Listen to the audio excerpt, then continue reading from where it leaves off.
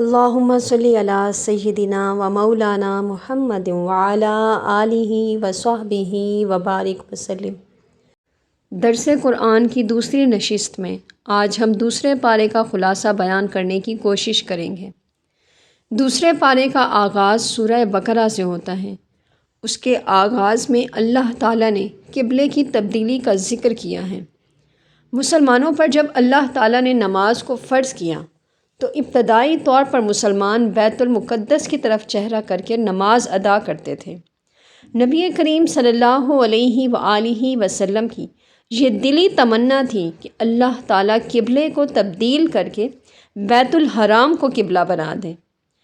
حضور نبی کریم صلی اللہ علیہ وآلہ وسلم اس تمنا کے اظہار کے لیے کئی مرتبہ اپنے چہرہ مبارک کو آسمان کی طرف اٹھایا کرتے تھے، تو اللہ تعالیٰ نے نبی کریم صلی اللہ علیہ وآلہ وسلم کی دلی تمنا کو پورا فرما کر بیت الحرام کو قبلہ بنا دیا۔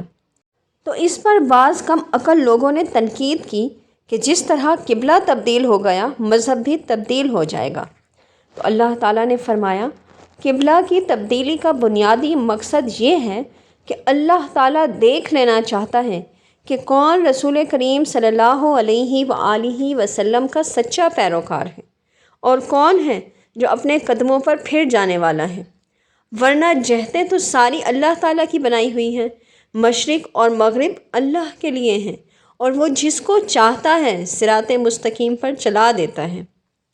اس بارے میں اللہ تعالیٰ نے اس بات کا بھی ذکر فرمایا کہ اہل کتاب کے پختہ علم والے لوگ رسول کریم صلی اللہ علیہ وآلہ وسلم کو اسی طرح پہچانتے تھے جس طرح باپ اپنے بیٹوں کو پہچانتے ہیں، لیکن اس کے باوجود ان کا ایک گروہ جانتے بوجھتے ہوئے حق چھپاتا ہے۔ اس کے بعد اللہ تعالیٰ نے حکم فرمایا کہ اس کے بندوں کو اس کا ذکر کرنا چاہیے۔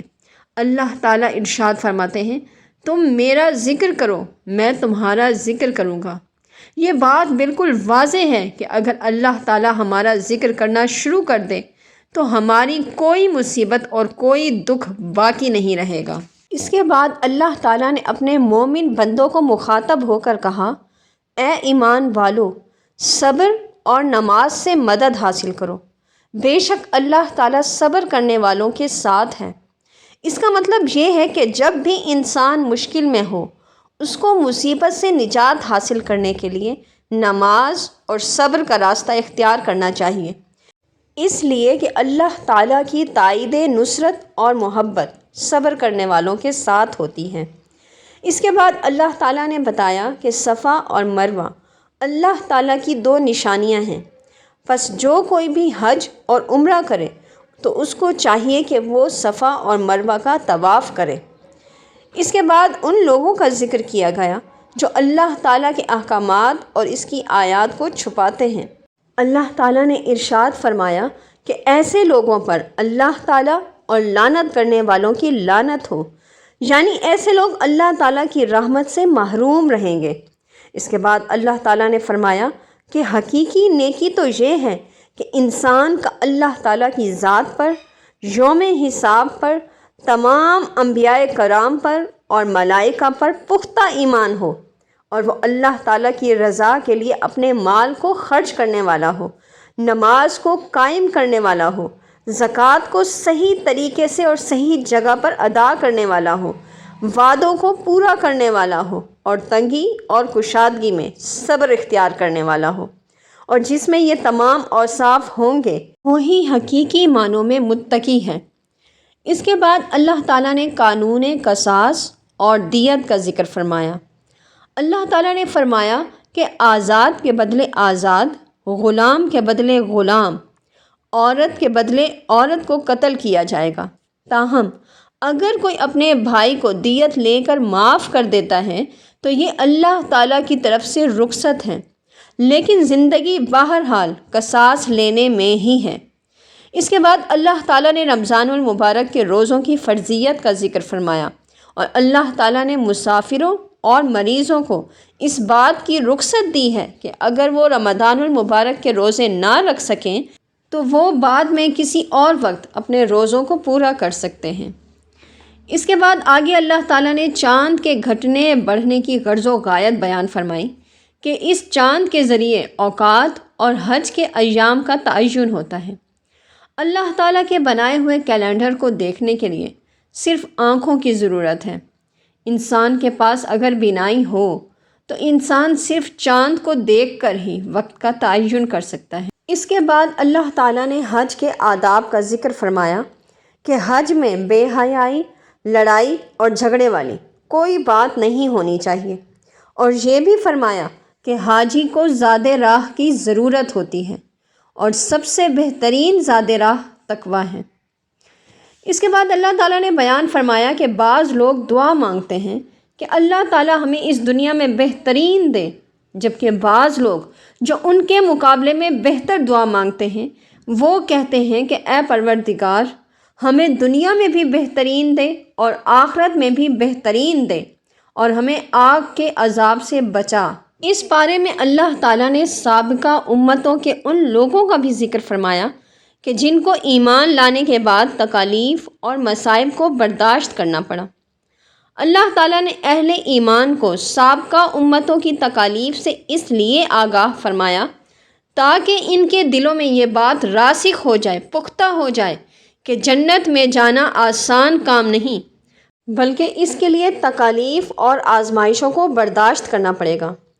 صحابہ کرام رضوان اللہ اجمعین نے اللہ تعالیٰ کے اس مبارک فرمان کا بڑا گہرا اثر لیا اور اللہ تعالیٰ کے راستے میں بے مثال قربانیاں دیں۔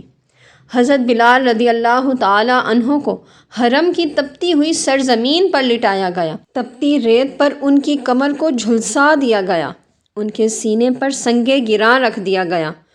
آپ رضی اللہ تعالیٰ عنہ کے سینے میں سانس تنگ ہو گیا، لیکن پھر بھی آپ رضی اللہ تعالیٰ عنہ احد احد کا نعرہ لگاتے رہے۔ حضرت سمیہ رضی اللہ تعالیٰ عنہ کو ظلم کا نشانہ بنایا گیا۔ ابو جہل نے ان کے جسم کے نازک حصوں پر نیزوں کی انی کو مارا، اور ستم بالائے ستم کہ آپ رضی اللہ تعالیٰ عنہ کی ایک ٹانگ کو ایک اونٹ کے ساتھ اور دوسری ٹانگ کو دوسرے اونٹ کے ساتھ باندھ دیا گیا۔ ایک اونٹ کو ایک طرف ہنکایا گیا اور دوسرے اونٹ کو دوسری سمت دوڑایا گیا۔ حضرت سمیہ رضی اللہ تعالیٰ عنہ کا وجود چرچرایا اور دو ٹکڑوں میں تقسیم ہو گیا۔ حضرت سمیہ رضی اللہ تعالیٰ عنہ نے جام شہادت کو نوش فرما لیا، لیکن اللہ کی توحید سے ہٹنا گوارا نہیں کیا۔ پھر اس بارے میں اللہ تعالیٰ نے شراب اور جوئے کے بارے میں بیان فرمایا کہ گو ان میں بعض فائدے والی باتیں بھی ہیں، لیکن ان کے نقصانات ان کے فوائد سے زیادہ ہیں، اس لیے بنی نوع انسان کو ان سے اجتناب کرنا چاہیے۔ اس کے بعد اللہ تعالیٰ نے ناپاکی کے ایام میں عورتوں سے اجتناب کا حکم فرمایا ہے، اور طلاق کے مسائل کو بھی بیان فرمایا کہ طلاق کا اختیار مرد کے پاس 2 مرتبہ ہوتا ہے۔ اگر وہ مختلف اوقات میں 2 مرتبہ طلاق دے دے تو وہ اپنی بیوی سے رجوع کر سکتا ہے، لیکن اگر وہ تیسری طلاق بھی دے دے تو پھر رجوع کی کوئی گنجائش نہیں رہتی ہے۔ اس کے بعد اللہ تعالیٰ نے رضاعت کی مدت کا ذکر فرمایا کہ عورت اپنے بچے کو 2 برس تک دودھ پلا سکتی ہے۔ اس کے بعد اللہ تعالیٰ نے بیوہ کی عدت کا ذکر فرمایا کہ بیوہ عورت کو چاہیے کہ 4 مہینے اور 10 دن تک عدت پوری کرے۔ اس کے بعد اگر وہ کہیں اور نکاح کرنا چاہے تو اسے اجازت ہے۔ اس کے بعد اللہ تعالیٰ نے نمازوں کی حفاظت کا ذکر فرمایا کہ تمام نمازوں اور خاص طور پر درمیانی نماز یعنی نماز عصر کی حفاظت کرنی چاہیے۔ اللہ تعالیٰ سے دعا ہے کہ اللہ تعالیٰ دوسرے پارے میں بیان کیے گئے تمام مضامین کو سمجھنے کی توفیق عطا فرمائے اور ان سے حاصل ہونے والے اسباق پر عمل پیرا ہونے کی بھی صلاحیت عطا فرمائے۔